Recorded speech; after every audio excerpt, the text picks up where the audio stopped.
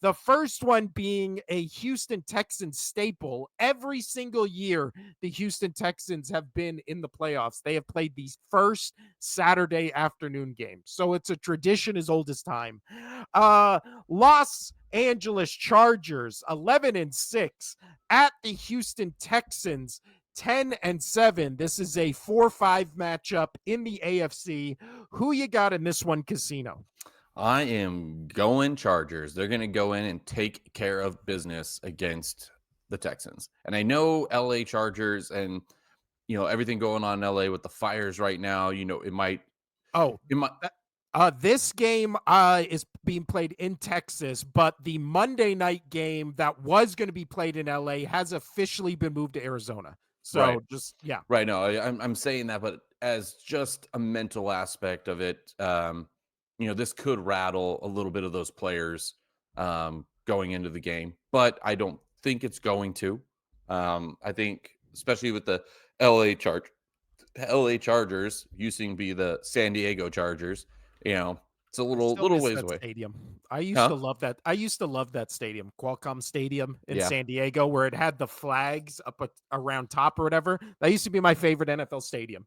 And instead, they moved it to LA, and now it's just a stadium. That's fair. But I am going to be picking the Chargers. The Chargers are favored by 3 in this game, and I think that's totally fair. Um, the over-under is only 42.5. You and I both agree that we're going to take the under on this one. We think this is going to be a low-scoring game. The Yes. Chargers are going to take care of business on the defensive side and not let the Texans score all that much. And then the Chargers, they do what they do. They don't put up massive numbers outside of some outlier games, but like what Yeah. they did to my team. But anyway, um, uh yeah, I think I said on the TikTok, this has 16-10 written all over it. yeah, and I If think this that's totally is fair. if this is a shootout and all of a sudden both these teams that have kind of struggled offensively this year are all of a sudden putting up 30 points, then you can rightfully comment in our comment section that we don't know ball Well, I mean, I don't because know at all. People tell me all the time. So yeah. But also underrated player of the season is Justin Herbert. yeah, Finished this season point 0.1 away from a 66% completion percentage, 3,800 yards, 23 touchdowns, 3 interceptions. Very Nick Foles-esque when he had that 27 and what? It was 27 and 2? something like Yeah, that. Yeah. 27 and 2 season in 2013. So shout out to Justin So Herbert. yeah, some of the big things to watch here though in this game, you do have J.K. Dobbins is nursing an ankle injury, so that's something to watch. And then also Gus Edwards was a little limited, so they might be a little low on that running game. Also, with that being said, going to Justin Herbert, this could be his first playoff win. So we'll see how he can do this. This is going to be his second postseason start, but I think with having Harbaugh there, this is going to be able to work. So I think he gets his first playoff win because Harbaugh's the coach and he's going to get it figured out.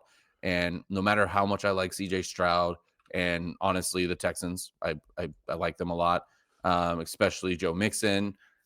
He's a very well seasoned playoff running back. I know it sounds like I'm going for the Texans here. I'm not. I'm still going to go for the Chargers, but those are things that could cause concern for the Chargers and things that could go well for the Texans here. But I still have the Chargers, and I think 16-10 is damn near spot on. So he has one game in his career in the playoffs, but I just found this out. Do you want to guess what Justin Herbert's regular season record is as a starting quarterback? Just Go take a for it. wild guess. I don't even have it. Just tell me. He is 33-34. It feels like, doesn't it feel like he wins a lot more than he does? He And has one more and loss but than that's wins. crazy. That's crazy. And you know what? You got to chalk that up to the the previous coach, GM, the whole hierarchy of Yeah. that he was under because he's a good quarterback. I'm glad you finally came around on that. He's a good quarterback. He just Yeah. needed the right system, the right coach. Well, yeah, and he might not be having the flashiest season, but I think this season has been his most impressive just because it finally feels like there was remember like when it was the debate where it was like Brady, Manning, and then Aaron Rodgers. And Aaron Rodgers was like winning all the MVPs, but then nobody would ever say he's the best because that's quarterback what in the matters league. to him. Well, but yeah, but that was the argument, was that he was playing great individual football and Tom Brady and Peyton Manning were playing like winning football. Right. And then even with Peyton Manning, there was a decade of his career where everybody was like, can this guy even win a playoff game? But he was still like the statistical anomaly. I really feel like Justin Herbert went from statistically great, where all the football nerds like love him and glaze him nonstop about how he's like a top 3 quarterback only behind Mahomes and Josh Allen. And this year felt like the first time he put up good stats, but he was playing more winning football than like Aaron Rodgers MVP football.